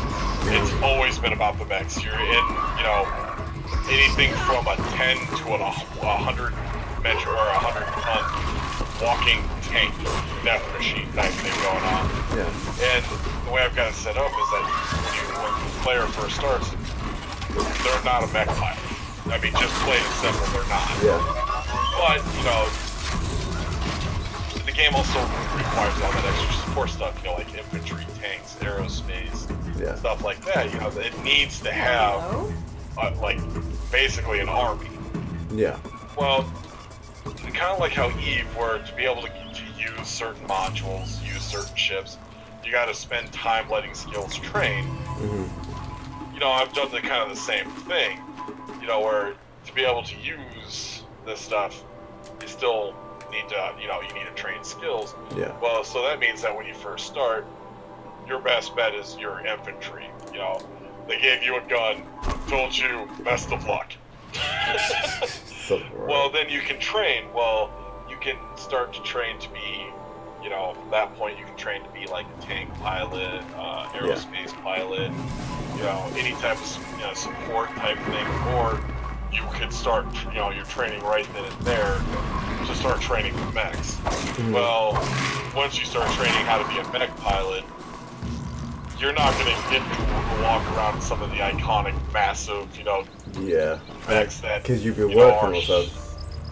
Yeah, you're going to start off in like the light mechs, and you're going to be working your way up through medium, heavy, and into assault mechs. And, you know, you're going to have to progress just like you do with Eve, which is why I love that, the whole skill system. Yeah. You can't just, you know, jump into whatever you want, whenever you want. You got to work for it. Yeah. And just like an actual Battletech, I'm going with the, well, you know, you can take over a planet, make your own mercenary company, what have you. You can, you know, I'm going to try to use kind of the same aspect that, the thing I liked about Vanguard, where if you are a mercenary company and you've taken over like a planet or a region of a planet, you can build your base wherever you want to. Yeah. You can build it how you want. Just being very careful with that though, because I've played a lot. I've seen a lot of like indie games of that building wherever you want to, but you have to be very careful of what community, because communities develop on their own. So just be very careful with that, because like if you give people full unrestriction access to like environment where they can do whatever they want anywhere, it does go a little bit crazy. They're gonna abuse the crap out of it. Yeah, they do. They just naturally do, which is really annoying, but it's just a natural thing that people do. Yeah, and, you know, like I said, I want to be able to, you know, do that so that, you know, people when they play, they're invested. You know, they're invested in their character. They're not just, oh well, you know, this was fun, but I want to do this now. You know, I want them to think. I want them to make, you know, lasting choices. Because I mean, I'm notorious for this, where I'll play a game that, you know, like, oh, well, I feel like this time I want, like in WoW, I want to be a warrior. Alright, well, I leveled up the warrior, I've had fun, I've done everything. Now Glorify, how's it going? Welcome to the stream, I did. Sorry about it. Yeah, where it's like, God, when I played WoW, my login screen was just horrible, because I would log in and I had like, you know, character for each class on each side, and you know, it was like, you know, how you just looked at me and was like, how do you get anything done? Well, because I have no life and I've sunk all of it into this. Whoa, an outcast on my doorstep. It's the life of developers, my dude. Surprised you saw me the way you keep looking every other direction to make sure no one's watching. Careful, I do have ultimates. They're on like separate accounts. I have played the same character. I have, you know, trained. I have put effort. I have put work into this one character. I do. And it's just like, you know, with the, you know, and in this game, it's like this is mine. This isn't a I'm gonna do whatever today because I felt like this. My character's like, you know, I put the time in, and this is what I do. Yeah. I know what you mean. Oh, what's up, my dude? I'm doing pretty good, dude. We're just playing a bit of, I'm gonna say Destiny, but it's Horizon. This is what I'm saying. Like, I'm so not used to playing that new PS4 games. We're playing Horizon Zero Dawn. This is just so weird for me, honestly. Yeah, we've got a friend right now on Discord. If you guys want to join on the Discord, it is open chat as well. You guys are already members of Discord, so feel free to join us. If you want to come down, say hi, see how you guys are doing, see what you guys are up to today. But yeah, well, we played this for about half an hour more, then I got ready for work because it's Friday. I thought you wanted a trip. Friday. Do you know what I've been doing? I don't know if you noticed. I've been doing streams throughout the day at work. It's been great. I've been streaming like VR games. Nice. Because the thing is, my work are this, as I said, they are super nice. I've had situations. Oh, crossbow, cool. I've had situations where I've done live streams at my office mainly because I couldn't stream from home, and they were completely fine with that. Like, I've done nights where I've left at 2 o'clock in the morning, or I've done 24-hour live charity streams at my office. Really? Could have fooled me. It's great. That's awesome. Yeah, the sad part here is that will you be around later? You know, if my laptop was stronger, I would. You know, I wouldn't be like, you know, when I'm at home where I got my, you know, I've got the webcam, you know, I've got the setup, all that stuff. But I would still probably just do like, you know, quiet, just, maybe I've got something, you know, play MMO for a couple hours. Yeah, I know what you mean. I guess that because I mean, like, as it is, if we're not busy, I got my laptop out and I'm doing things like Prison Architect and stuff like that. Yeah, that makes sense. But if I had a better laptop that could handle the what would be the excess stress, I would probably download OBS onto that. Go from there. Select the full ammo. How do you change ammo? What the? How does that work?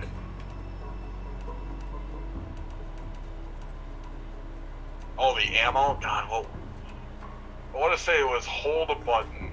I'm hoping on Destiny 2. So I'm hoping on Destiny 2. I'm gonna do Iron Banner. There's an Iron Banner right now. You know what I'm gonna? You know what I say? What I think there, Ben, is that you need to do Destiny 2 on the PC. Because you don't have to worry about PlayStation Plus. That is very true. Very true. And I thought, do you know what's something really funny? I had actually bought Destiny 2 originally, but I returned it. Yeah, I asked for a refund. Because basically what happened was, it was a piss take. I was so upset.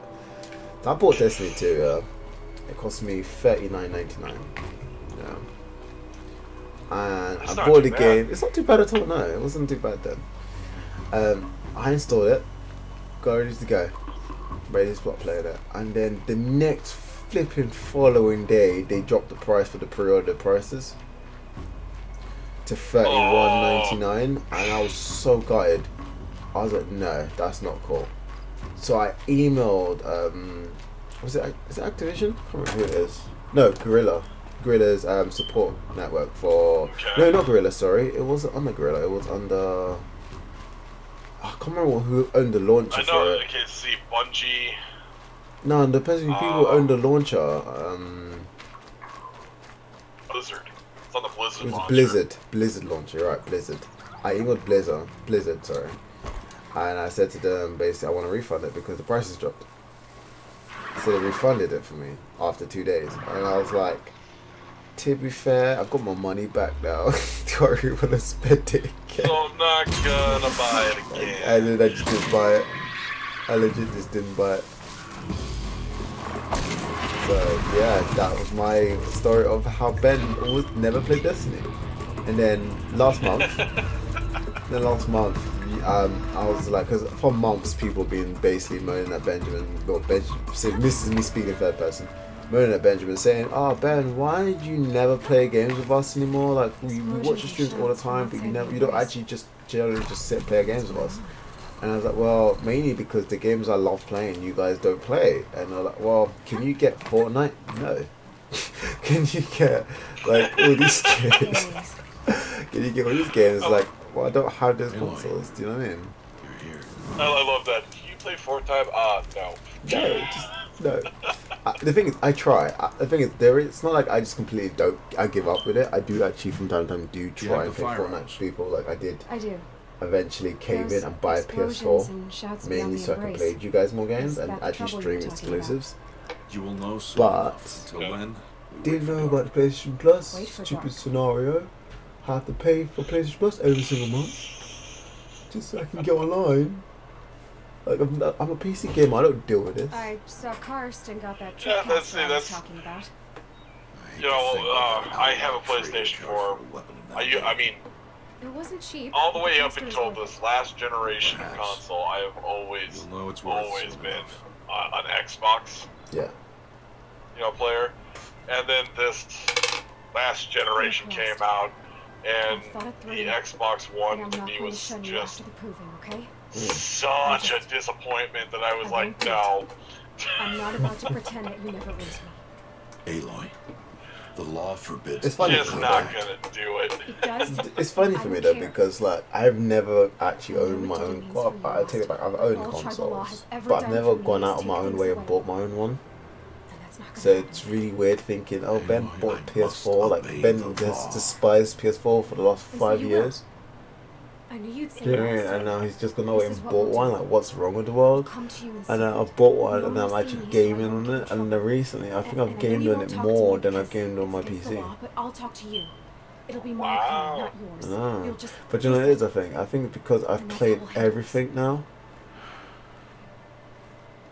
Do you know what I mean? Now when you just play so many games on your PC every single day to the point of boredom, it's so nice just having a mix up a bit, like a bit of change. So it is. I know, I sound like such a noob right now. I'm gonna shut up. No, I get it. Don't help me justify this. Good idea. No time for sleep. Terrible. I'm a disgrace to the PC. I am primarily a PC gamer. I get that. But there are times where, you know, I will go weeks without touching my PC because I got a new game for the PlayStation 4. It's not on the PC, and then it's like, you know, I'll just binge play it, and then all of a sudden I'm like, I haven't been on my computer in like 2 weeks. Dude, I have a VR setup like, right here and I'm not using it. How weird is that? Shows my priorities, isn't it?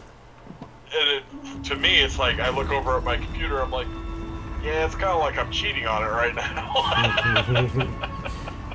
I spent like $3 grand on PC. I'm sober. You've been replaced with something that's cost me £150. I'm so sorry. Some who are shunned reap honor with disgrace. Well, to give you an idea, I just spent $3,500 on a new car. Okay, nice. So much for tribal law. Alright. I spoke to him, and now we must both keep silent. The worst part about it is that $3,500 for that new car is still less than I put into my computer. With threats any you have ever faced. Oh, mad. Did not expect that. What sort of beast was that? Yeah, well, John, as well. I've got I've got 2 children. Okay. Alright? I've got a son and a daughter. They live with their mom. I pay child support, stuff like that. I went through, I added up how much money I paid in child support. Yeah. And found out that I think in my last 3 towers, I think I've spent more money on that than I have in child support. Okay.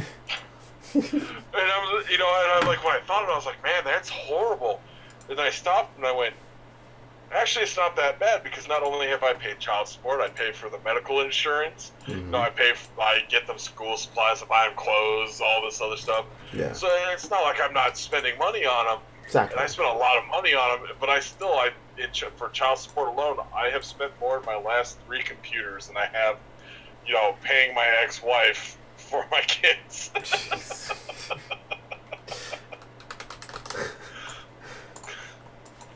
I was like, man, I need to like go through and maybe reassess what's important in my life. Clearly it's my computer and not my kids.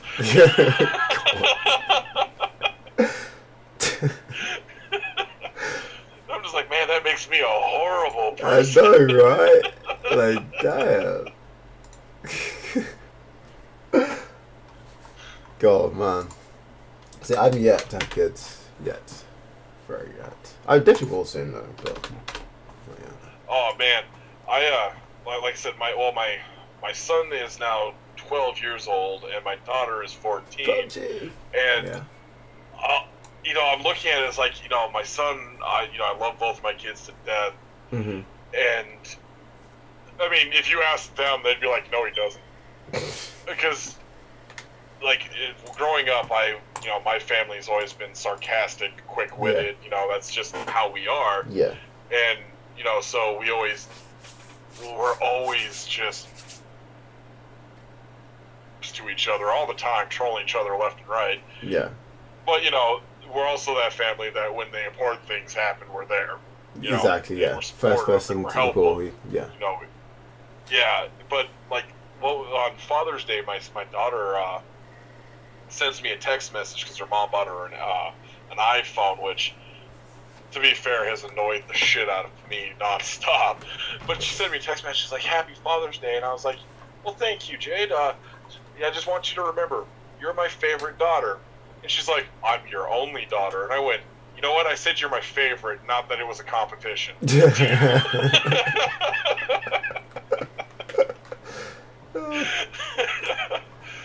I'll be like, you're my favorite, but at this rate, it's done. You destroys getting a little bit thin. Oh god. You know, it's stuff like that where, you know, I'm always, you know, teasing my kids about stuff left and right. I'm always kind of just, you know, being that type of person. Yeah. But I've never once, like, my son one day or one summer came to stay with me, and you know, we had a blast. Mm-hmm. But you know, my ex-wife is real religious where I'm not. You know, I've never been real religious, and his mom was like, "Well, can he still come to, you know, church with us while he's visiting with you?" And I went, "You know what? I would never say no to that. It's his choice. If he wants to go, more power to him. I'll, you know, come get him, you know, what have you. Not a problem." Mm-hmm. And my son looks at me and goes, "But what if I don't want to go?" And I was like, "Well, then while you're staying with me, you don't have to." Yeah, I guess that's that. You know? Sounds understandable, yeah. And, you know, I've always, you know, I always told him that, you know, there are some things in life that are your choice. You just can't let other people force you into doing what they want or, you know, believing in what they believe. It's up to you. Mm-hmm. And, like, my mother overheard that, and she was like, "Well, you know, is that how you really, you know, really look at it?" And I was like, "Yeah, that's how I've always looked at it. You know, just like, you know, one of my, you know, look at your brother, my uncle. You know, by far probably one of my favorite family members, and he's gay, and you know, to me that's you know, for him, I'm just like, if that's how you are, great." And you do. One of my best friends, who has become like a brother to me, is gay, and my mom's like, you know, that, like, aren't you worried about how other people look at that? And I was like, you know what, I don't give two craps what other people think.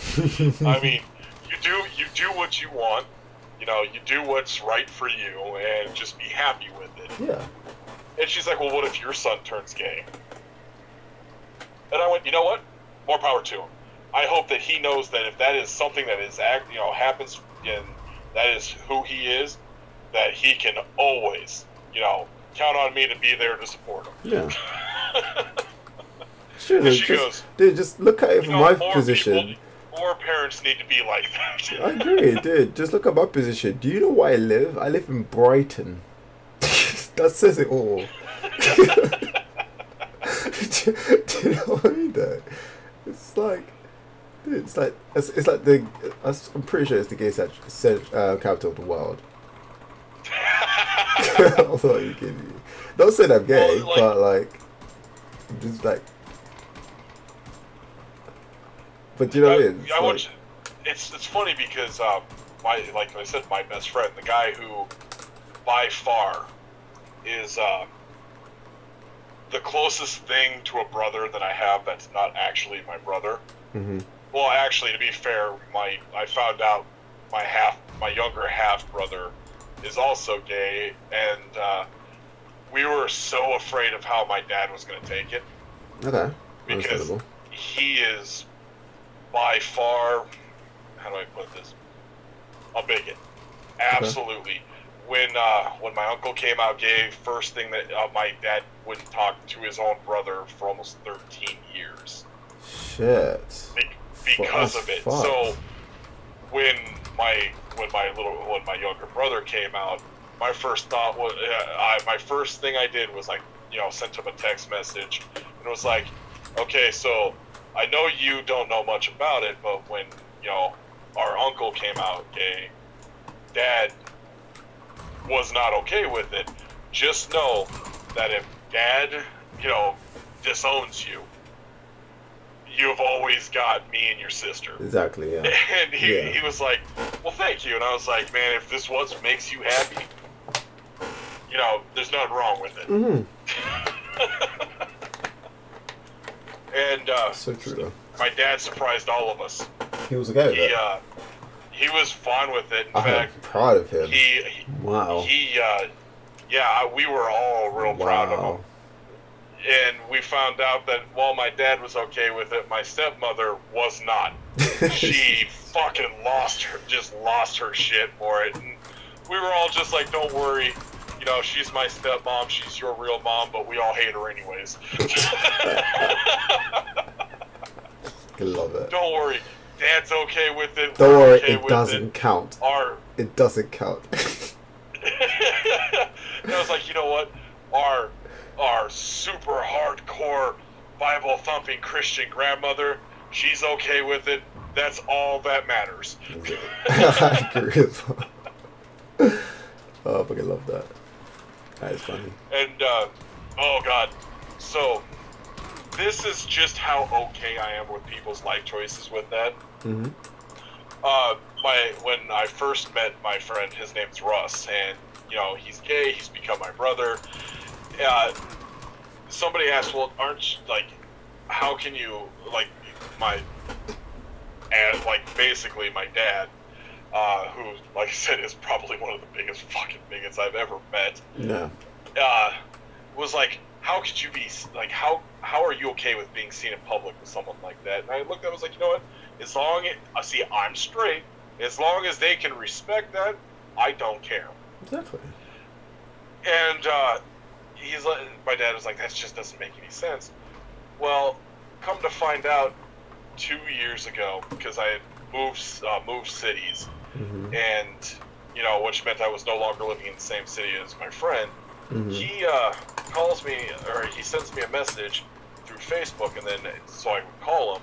So I called him, I was like, yeah, what's up? He said something, it was important, you needed to talk to me. He's like, yeah, I'm getting married, and I'm hoping you can make it back for the wedding. I was like, dude, nice. Not a problem. That's nice. Who is he? I was like, that's amazing. Who is he? And he goes, well, it's a her.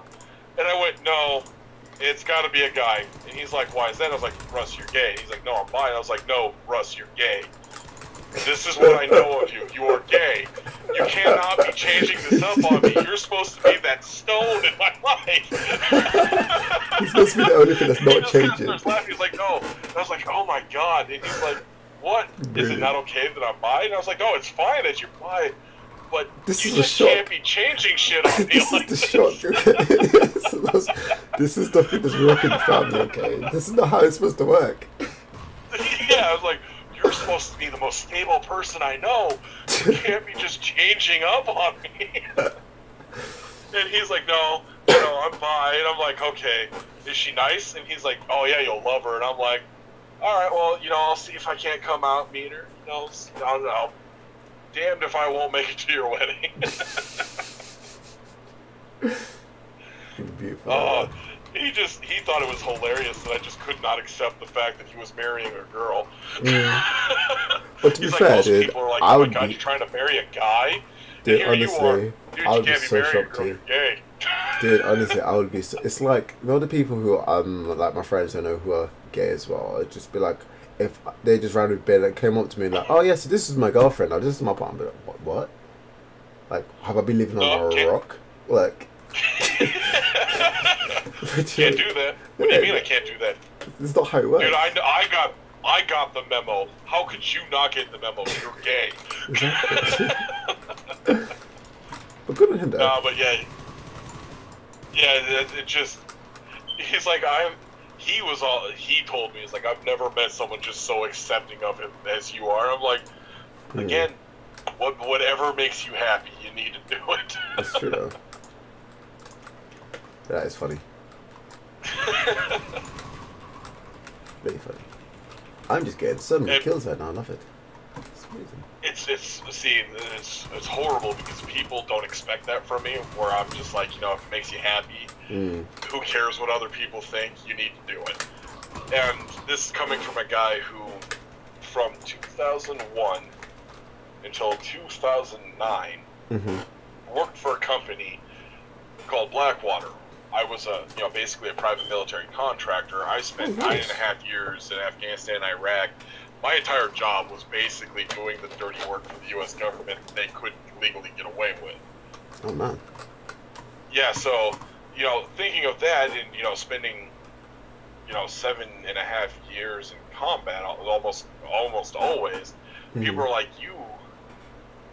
that's not what we expect from you. We expect someone that's, you know, just, you know, disgruntled, hates the world, all this stuff. I'm like, oh, don't get me wrong, I do indeed dislike the world. I've seen the worst that we can do to each other, and I am, like, almost positive that without a lot of work, we as a species are irredeemable. You know, but then there are people out there that, you know, prove me wrong on a regular basis, and it's like, you know, I've spent way too much time doing other people's dirty work. I've spent way too much time doing things that, you know, I still, even like today, have a hard time coping with. To not just look at it and go, you know what? Why be mad about things? Gotta be happy. You know, do what makes you happy. I agree, man. Live how live how you want to, not how other people expect you to. And which is why when I came back, I went to school. I finally went to college so that I could, you know, make video games. Because I was like, you know what? I've seen enough of the world. Now I want to create something that will last. Alright, I like that. So if I can ever get, you know, the okay to, you know, to use the assets, so that I can, you know, make this game and actually make it work. I hope it does well, not so that I can make money off of it, but so that, you know, I made something that, you know, down the road somebody out there is gonna really enjoy, really like, and, you know, do my part to make, you know, make sure that happiness is, you know, in someone else's life. Yeah. To be fair, I just want to make a game just kind of for selfish reasons as well. I just really want to make a game, give it to my son or daughter, get them to play it and get them to actually love it. I'm not going to force them to love it, but like... my son, my daughter, not so much, and I understand that because I know that, you know, it takes a very special type of female to be a gamer. Yeah, you know? I agree.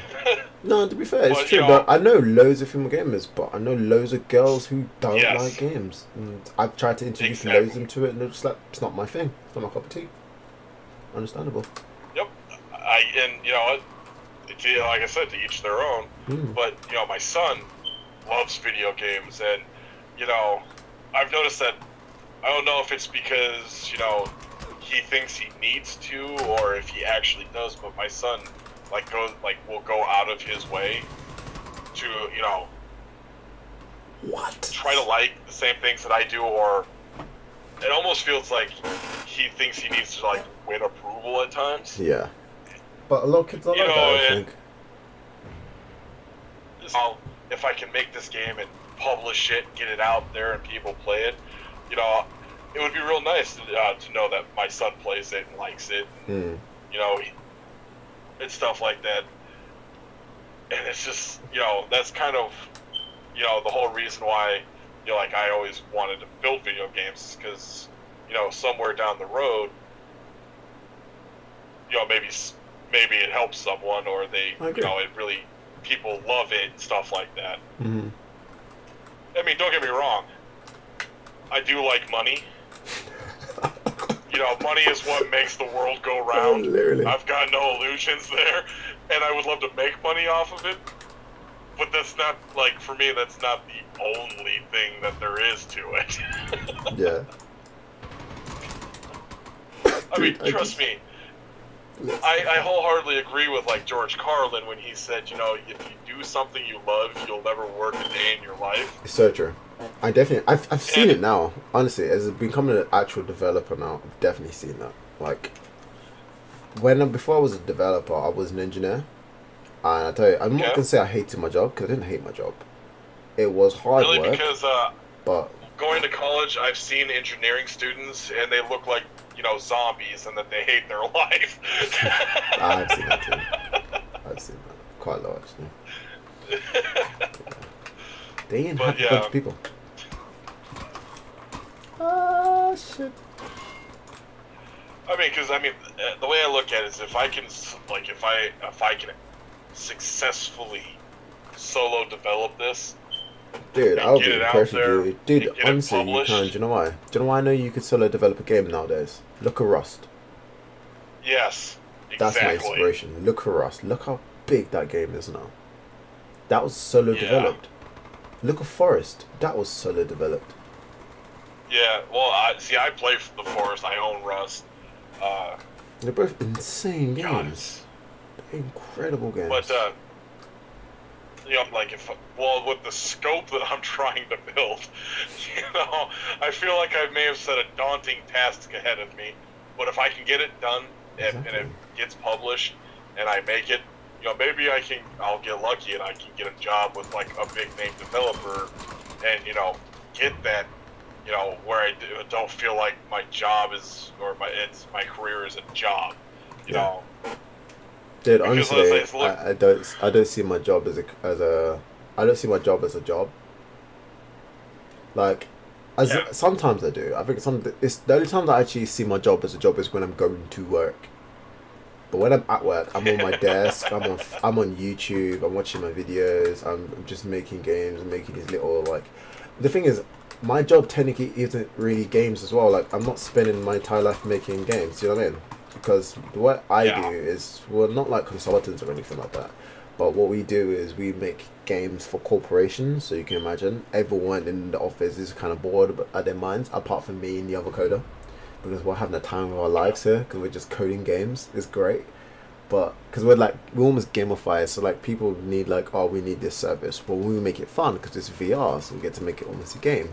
Do you know what I mean? That's the kind of thing we do. Like, for example, we just done some work with, you might know, you probably would actually, a company called IATA. Have you heard of them? I have heard of them. Yeah, they are the International Air Traffic Association. And they basically do all the training for anyone who works in airports all over the world. We make their modules. Oh, nice! I designed when I was I've designed personally one of their modules. Like me, when I first decided that I wanted to, like, create games, simulations, stuff like that, you know, 17 years old. The reason I wanted to do it, like, originally wanted to do it, was, you know, quite literally I wanted to make, like, simulation stuff for the military, because if you can get one of those contracts for the U.S. military, that brings in a lot of money. Mm-hmm. Well, then I spent 7.5 years overseas fighting, came back and went, nope, I just want to do video games. I can imagine, dude. You know, something that people enjoy. Dude, I can imagine. Honestly, in your situation, I'll be done. Like, because I do eventually, like, want to work for, like, the police and stuff. Like, I don't really mind doing that. But, like, in your situation, dude, I would be like, nope. They've had enough of me. Yep. Truly, like, I've done my service. I'm out now. Gonna go enjoy my life now. I get, you know, for me, I think the worst part about it is that when I, you know, came home, I came back injured. Oh, God, what happened to you, dude? I was actually gonna ask you if you got an injury. I was a part of a convoy. I was the third vehicle in it. We hit the first vehicle hit a 1,500 pound IED. Oh shit. And yeah, it pulled like the concussive blast from it sent our vehicle flying. In the process of all of this, Fuck, dude. What was it? I ended up breaking like the orbital cavity of my eye, which is why I wear glasses now. It knocked out like 6 teeth, shattered, almost shattered like my shoulder, my arm, wrist, my hand. What it did do, like that is permanent now for me, that I couldn't recover from, is it shattered my right knee and lower femur and upper tibia. Mm-hmm. So they had to go in, remove half the bone. Jesus. And then from of the femur, had to remove half the bone from the tibia, and I can't remember what the second bone in the lower leg is called, and replace them with basically, metal bars. And Wait, sorry to cut you. Are you now a cyborg? Asking I gotta questions. wish. that would be cool. Bloody amazing. No, but they had to replace the bone with metal and stuff like that, just so that like rods and stuff to keep it strong. And stuff like that. Yeah. So, I've got metal in my shoulder, a titanium plate in my head, stuff like that. So, dude, you are a cyborg. Worst part about it is the fact, now I suffer from some like nerve damage and stuff like that, where my right leg doesn't respond completely the way it's supposed to. I'm caught, like I've got to go through, lucky for me, non-narcotic pain meds and muscle relaxers, just so that I can sleep, sit, and stuff like that. Otherwise, I'd just be in constant pain. Yeah. Due to nerve damage. Mm-hmm. But yeah, so like I said, I came back not doing so well. But dude, honestly, thank God you came back. Oh man, I think like when I was over there, I'd gotten shot, blown up, all sorts of stuff. I got hurt quite a bit, and there was this Marine Corps colonel that would come and see me while I was in the hospital and stuff like that, and he's just like, man, we need more soldiers like you. And I'm like, what, hurt? And he's like, no, just don't seem to want to die. And I'm just like, yeah, well, there's that. And I've got family members that absolutely hate me because I'll joke about it, because things have happened where I've survived countless things that should have killed me. Mm-hmm. And I'll tell them, until proven otherwise, I am immortal. I will not die, and you can't make me. Dude, you need to get that on a shirt. I'm not even kidding you. And until I'm proven immortal otherwise, I until am proven immortal. otherwise. Dude, I need to be on that fucking shirt. I'm not even joking. That's gonna be sick. I'll buy it. I am immortal, honest, until proven otherwise. So there have been times where me and my friends are just sitting around and something will happen, and I'll just look at them and I go, remember, there can only be one. Just be like, good luck. Be like, good luck trying to get on my level. Exactly. Oh, dude, honestly, though. One of my favorite pictures is it's got a picture of Sean Connery, which is probably by far one of my favorite actors. Mm-hmm. And it shows a picture of him back in like the 80s and 70s, and it shows a picture of him like at the beginning of the 2000s. It literally just says, once you hit max level, you stop leveling. I'm just like, yep. So now we got Sean Connery, we got Patrick Stewart, who have clearly hit max level. Yeah. Yeah. And I was like, but when it comes to just surviving things, I'm pretty sure I'm, if not max level, pretty high up there. Dude, I'm pretty sure you've hit max. I'm not even kidding you. and being a a gamer who plays well, Pathfinder, because I absolutely hate 5th and 4th edition D&D. Do you hate 5th? I can't stand 5th. Really? Yeah, 5th. Oh, no. To me, 4th and 5th edition. I guess I like my RPGs where they allow for lots of customization. Where not everybody is playing something to the book really similar. Yeah. I like having that unique aspect of it, like 3.5 and Pathfinder and stuff like that. The thing is, I never got to try 3.5, which is really upsetting because I joined D&D so late. Okay, so one thing that everybody who played 3.5 will tell you is that 3.5 in the end was broken. What do you mean by broken? We found a way to make an unkillable, godlike character at level 5. What? How? Dude, I'm level 4 now. Like, how? In 3.5, they had templates where you could just stack template on top of template on top of template, which could make you immune to almost every type of damage, which could just make it so that you were just absolutely unkillable. Well, in the process of being unkillable, you dished out just ridiculous amounts of damage. You were basically a god at level 5. Dude, that sounds... I need to do a 3.5 campaign now and become a Templar. I mean, and then you look at Pathfinder that did away with a lot of that. Yeah. But then the people I play Pathfinder with have gotten so...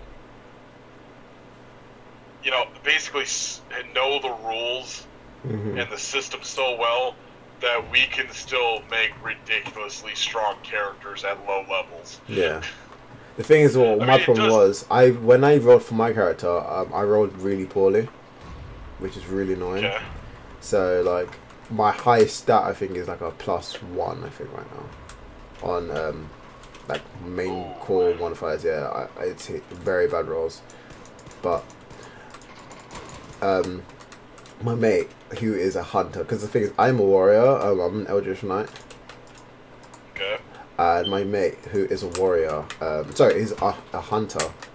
I don't know how he does it. Like, yeah, we was fighting yesterday, and we was killing some hags because we were doing 5.5e campaign. With I can't remember what the name of the campaign is actually, but basically it was fun of hags, 2 hags. And they're all level 4. I'm level 3 technically. What's it?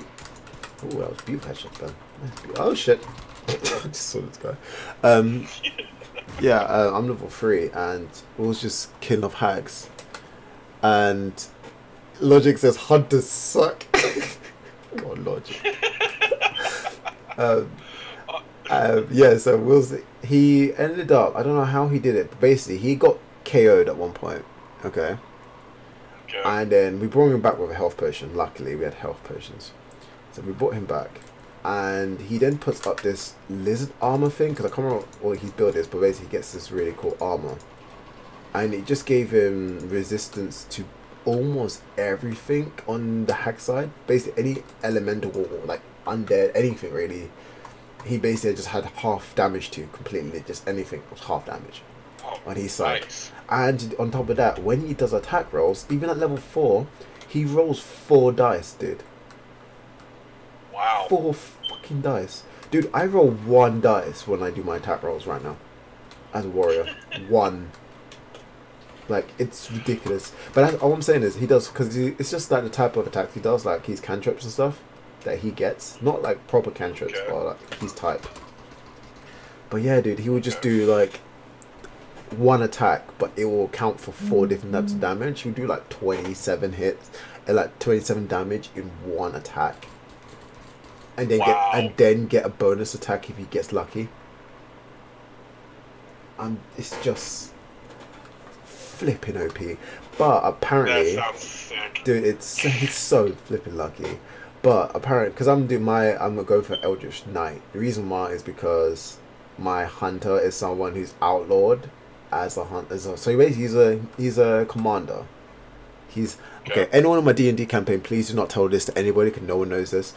So basically, he's a hunter. He's a warrior. He was a commander of his tribe, and he practiced magic. And in his tribe, it's outlawed to practice magic. It's basically a sin in the tribe, but he's really wanted to practice it from a young age, and he's practiced it. And he got caught practicing it one day by one of his, like, almost like not one of his guards, but it was almost like one of the assistants, not like a healer, but like one of the town folk that is well known, and who also knows him very well, and basically told him to just go, just leave, abandon us all and just leave. So I've been on the run ever since, and I practice magic. But I'm hoping that my past doesn't catch up with me, because I've now developed proper magic now as an Eldritch Knight, and if I get seen by one of my tribe, it's going to be horrible, because they probably will try to take me out. Do you know what I mean? It's going to be kind of, it's a very interesting story for him. But yeah, basically now. Sorry, which question? Oh no, I was going to say, tell you a little bit about the campaign we're currently running in Pathfinder. Flipping amazing. Shoot, gun. So, basically, Pathfinder, when it came out, they had. Sorry, it's not to cut you. Logic goes, hunters still suck in all games. Brilliant. But fuck. So in Pathfinder, they put a lot of effort into this new world. Yeah. Well, the new world is kind of crap. Okay. Dude, my world wants to kill us, dude. Honestly. So, we started basically this new campaign. One of my friends is running, where basically the world is stuck in like a tribal phase. Okay. And because of that, when like a lot of our classes we can't play because they require training and stuff like that. Well, we don't have the civilization, the foundation to have, basically make that happen. Yeah. So some classes we have to work towards unlocking. Well, so basically what ended up happening here is that we all kind of, made our characters and found out that, we're not the leaders of our tribes, but we're very important members of our tribes and stuff like that. We're, oddly more powerful, basically a little bit more powerful than, the rest of the people of our tribes, mostly because Pathfinder has a thing called Mythic. It's basically their way of, taking away all your characters can become gods. No, they were like, well, because it's needed, this is how your characters become like those heroes of legend. Okay. That do those legendary deeds that, you read about, that you hear about, that bards, sing songs about, stuff like that. Yeah. Well, so we're like, okay, so we got this going on. Well, then, we're starting out and we find out that our tribes don't know each other. We don't know about each other. And so basically the decisions we make are, basically setting up how our races actually change. Of course, yeah. Well, so I was like, all right, that sounds cool. Well, because of some of the things I did, dwarfs, I chose to be a dwarf, and I'm a fighter. Logic just says, but you have been corrupted by the dark class that you've chosen to play. But I chose to be, I chose to be a dwarf because my ideal is that I'm, because of how dwarfs naturally are. Yeah. I'm all about, protecting my people. I'm all about, making sure people are safe in general and protecting those who can't defend themselves. I can't wait to tell you about my campaign. You're gonna laugh your head off if I continue. So because of that, I'm a fighter working on becoming a a stalwart defender, or what's known as, or what used to be known as a dwarven defender in 3.5. Okay. All right. Well, then things have gone so very poorly for us so far. Okay. My dwarves are now stuck in a what are we up to now? Like a 700-year war with these this race called Gillmen, which are humans with gills that can breathe both air and water, but they can't stay out of the water for too long. Oh, that's great. Just stay on London. They have to submerge. Yeah, they have to submerge themselves in water, once every 24 hours.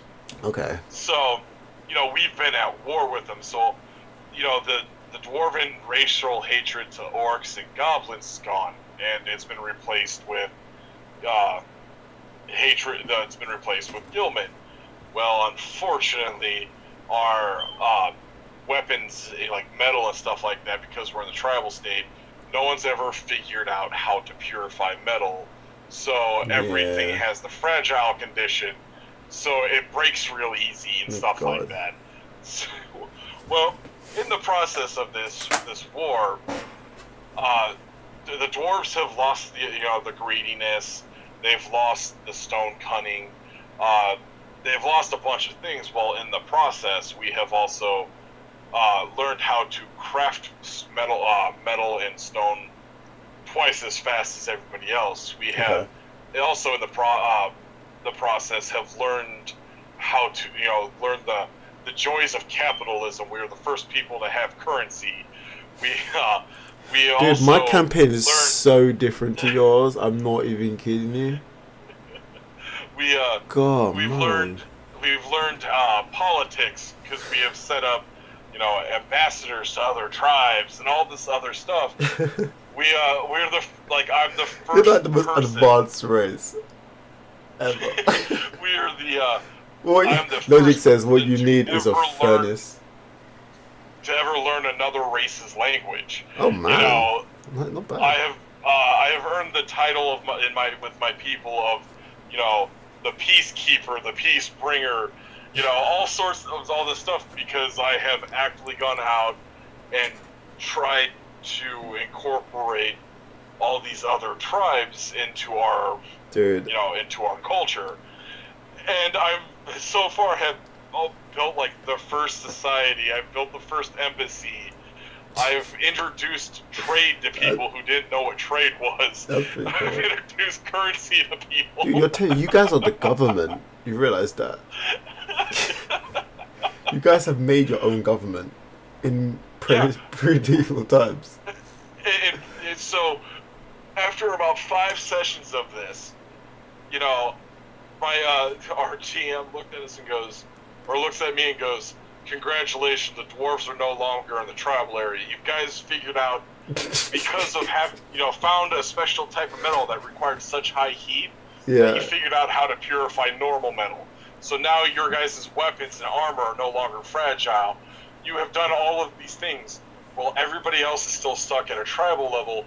You guys have moved on and have actually built a society, a culture, all this other stuff." And he's like, "Congratulations, you have pretty much built Rome." Yeah, that sounds. So we're the first people to move out of the tribal era, and it's so great because. Dude, let me quickly tell you about my campaign. I have like 3 minutes before I need to head off stream. So let me really briefly tell you about our campaign. So our campaign is based in a place called Barovia, and basically everything in the entire place, if you're not in Barovia, it will try to kill you. I one day went for a stroll in a forest. I almost got killed by lisps. There was about 20 of them, and I was on my own. So this is how the party. Basically, I have a trait of just wandering off. So it happens. And I went off to go look for gathering some stuff I thought I might put in my bag, and I almost died horribly. So that wasn't fun. There's a crap ton of rain, as Logic just mentioned. There's so much rain, it's ridiculous. So you can't hear much. And let's just say, so my last session from yesterday's session, because I have to quickly rush this, but I will talk about this more when I come back on stream, maybe even later on today, depending on what time I stop drinking. But basically, the first ever mission, there was these little girls and boys with basic kids that have been kidnapped, because a lot of the monsters here like to use children for food products. It's really weird. And I'm the only human in the entire group. So we were going through this cave because we got a new party member who just joined us, and he was in the cave as well. And basically there was kids in this cave, and this cave was a werewolf cave. So we went in this cave, we started killing off these werewolves, and then I found this little girl who was in a cage, and she had been bitten. And I thought, oh look, this is a human. I'm going to take this human with me. So we because we saw a bite mark and it didn't look good, so we put a potion over it to try and help her in the situation. Hopefully it will cure the poisoning from the werewolf bite. We don't know if that works or not. Who knows? It was a makeup potion. It might work, might not work. But I took the girl with me. And they fought off another monster and got our new team member over. So now there's now 5 of us in our group. And when we tried to leave, trying to leave, we had to cross with some water. The water had no fish in it. It was really weird water. We got out the water, found out that outside of this water, I'm literally rushing this now. Got outside the water, found out there was a witch tower here, which the hags lived in. These bastard hags tried to get us to kill ourselves until our hunter noticed where the hags were and shot the hag. We ended up having a fight with a hag for 4.5 hours. I'm not even kidding you. 4.5 hours yesterday of fighting a hag, 2 hags, which is ridiculous because they give you basically nothing. So we ended up fighting hags, and we killed one of them. The other one went invisible, which is really annoying. But then we completely forgot that we just left a werewolf cave. So now we've been swarmed by about 5 dozen wolves and werewolves, which are now chasing us on horse. So on horse we're on 2 wagons, and we're now riding as fast as we can out of into basically one of the towns we're trying to go to, being chased by wolves. We're all dying. One of our guys, our beefy tank, died yesterday fighting the hags off. This is how he died, okay? It's the best way he died ever. Basically, was fighting his hags off, and I have a spell called Grease. So I threw grease at one of the hags, so it's fucking amazing. I never used it before, it's so good. So basically the hag fell over, and one of my... Hey dude, welcome. Just quick story. So basically, our wizard set the grease on fire. So the grease torched the fuck out of that hag. It torched it to living shit. Okay. But it still survived it, funny enough, and walked out of it like a boss, because it rolled a 20, as you do as a hag. So... walked out. So it walked out of it. Yeah, hold on, you're a hag, roll 20. I know, right?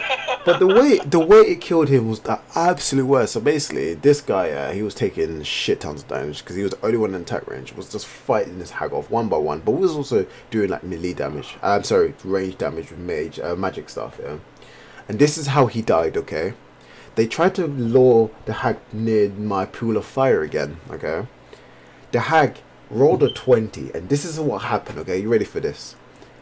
Picked up this 6-foot lizard by its neck and slammed its face directly into the pool of fire, catching a little bit of fire himself, but completely smothering the lizard in my pool. Okay, killing the lizard. Okay, then also now you have to do, you have to roll your 3 saving throws so it doesn't die, because it's in the fire. That deleted one already. It's because it took damage. The slam, so he rolled a 17. The slam took another one out, so that was another damage taken, and we dragged him out of the fire. Okay, do you know what fucking was the worst thing? He then died because he was still on fire. Oh no! Because I put grease on him. Because he's covered in grease, you have to pat the fire out. And the pan fire did fucking nothing to him. He fucking died like that. No. He died like that. He got choke slammed into my pit. He was our... my group, we all have a nasty habit of self-sacrifice. Okay. Jesus. Please define self-sacrifice, please, before I head off work. Okay, so like when we're playing games, because we D&D. play Pathfinder, Marvel, stuff like that, we all have a nasty habit of, oh well, I'm just gonna go ahead and let myself die, holding all this stuff off so everybody else gets away. See, the thing is, I've started doing that a little bit as well. Like I've just been like, to be fair, like I've got so attached to my character when I first made him because he was my first D&D character.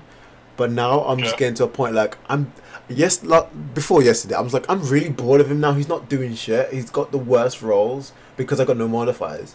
I was like, yeah, I'm not enjoying him. Let's try kill Kenneth. Let's just try kill him now. Let's just make him do everything that he would normally do if he was just like fuck the world. To be fair, for quite a while it played quite well, but it didn't ever kill me. It got me to really low HP for yesterday's session, which was the worst thing because I didn't know I was gonna start fighting hags. I started fighting hags with 12 HP, dude. 12. That was gonna end well, wasn't it? Funny enough, that entire fight I didn't take a single bit of damage, which I laughed like a banshee after the session. I was like, how have I not taken any damage in that entire fight? 4.5 hours of fighting and I didn't take a single hit. I was so impressed. That's pretty impressive. I was so impressed, dude, honestly. But yeah, but we're not at danger yet though, because you know we're getting chased by werewolves right now. And yes, so basically one of the werewolves bit a horse. The horse that's got me and the little girl on. You're about to have a werewolf horse. No, but to be fair though, we did heal the horse though, luckily. Actually no, it got bit by a normal wolf. It didn't get bit by a werewolf. It got a bit of his neck ripped out. But we got a health potion. Somehow, you might not know it because it's in a 5e, but her name is Marauder. She's just a beast, okay? She just gets +9s and +7s. It's ridiculous. She's an AI. NPC, sorry. Yeah. She gives our horse our potion and heals the fucking horse back to full health while riding at like 60 miles an hour. I don't know how. Why she's got her own horse, I don't know. She rode a 20. That's impressive. Animal handling, dude. Have you started working on the key thing yet? No, not yet. I have not, dude. But yeah, it was insane yesterday. Absolutely incredible. But dude, honestly, do you know what I really want to do when I get a chance? I really want to start a streaming D&D campaign. Yeah, see, I kind of want to do the same with like a Pathfinder or something. Dude, I wouldn't even mind like the campaign. I just want to make a really cool story and RP the shit out of it. That's my goal. I think it'll be fun because I stream for so long. I could do like a 7-hour stream on a weekend. Do you know what I mean? Guys, what's like a look at shit. But like, it's like right now as it stands, I have Mondays and Tuesdays off here. Yeah. And so I want to see if I can't get at the very least everybody to agree to it, and then like I'll just like pull out my laptop, turn on the get like OBS onto it, turn on the camera on the laptop, and then just stream the Pathfinder session. Yeah. But the thing is, you have to, like, I tried to do that, but my guys from my group wouldn't agree to do it. They just wouldn't, as much as I wanted them to. I really wanted them to. They were like, they're not really comfortable with it. Which is really annoying, because I think it's such a good campaign. But if you can't convince it, like, imagine they didn't even want to Skype it when I was ill. Just to put in perspective. They're really against streaming it. But if you get a group which are down with streaming it, you're not gonna have a problem. Do you know what I mean? Well, considering how half of my group lives with me and none of them have a problem, like yeah, that should be fine. Like they'll hop into Discord and they've got no problem talking on Discord with me during the stream where people can hear them. Mm-hmm. I've had one of them, like one of my roommates step in and like talk to me and then go, "Oh, you're streaming?" I'm like, "Yep." He just kind of looks at the camera, waves real quick. Love that. Make a D&D game in Unity and let viewers play with you. Ooh, how would that work though? Well, that's gonna be really difficult. Should I become a DM?